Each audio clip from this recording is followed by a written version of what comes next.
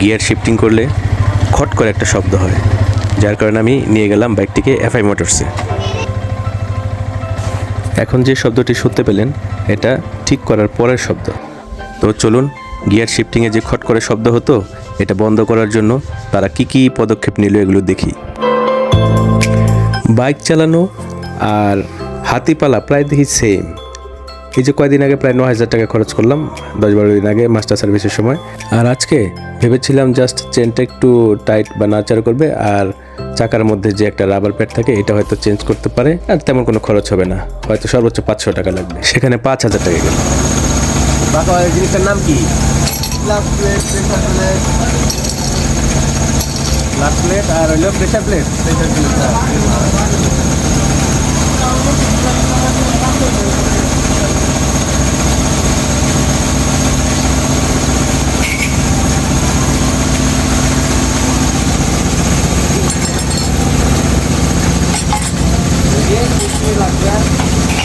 গরম পাঞ্জে ভিজে যাচ্ছে।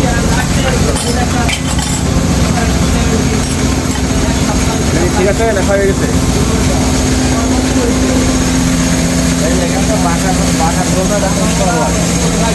বাঁকা আছে না?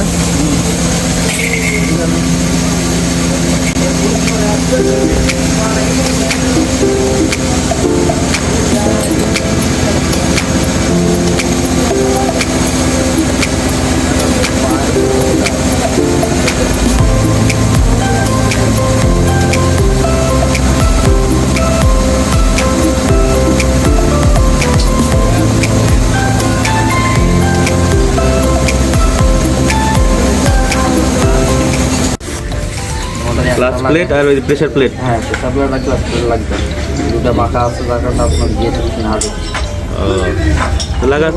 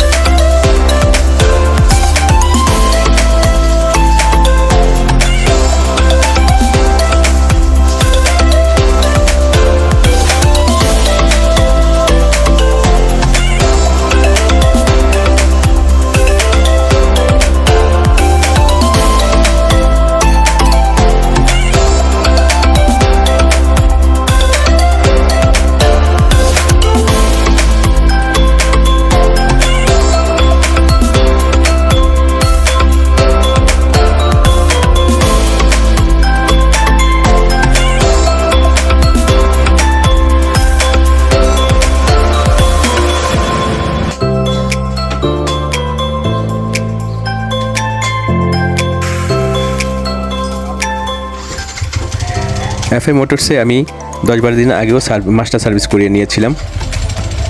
তখন আমি ফুল সিনথেটিক ইঞ্জিন অয়েল ভরেছিলাম, সেই অয়েলটি আজকে আমার নষ্ট হয়ে গেল।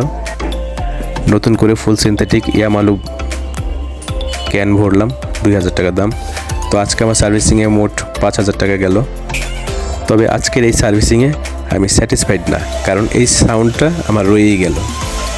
শুরুতে যে খট করে শব্দটা শুনলেন সেই খট শব্দটা আসলে সার্ভিস করার পরেই। গাড়ি রান করেছে মাত্র 13,000 কিলোমিটার, এর মধ্যে আমি চেইন স্প্রকেটও চেঞ্জ করেছি। আর আজকে ক্লাচ প্লেট আর একটা কি প্লেট যেন বললো, ওগুলো চেঞ্জ করা লাগলো। তার মানে ক্লাচ প্লেটে আসলে তেমন কোনো সমস্যা হয়নি, যেহেতু শব্দটা রয়েই গেছে, অন্য কোথাও সমস্যাটা আছে।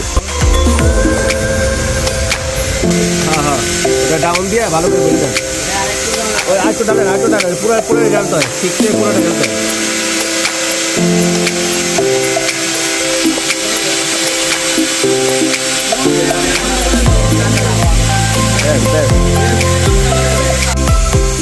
তবে রিপন ভাই বললেন যে কিছুদিন চলার পরে ঠিক হয়ে যাবে ইনশাল্লাহ, কোনো সমস্যা থাকবে না।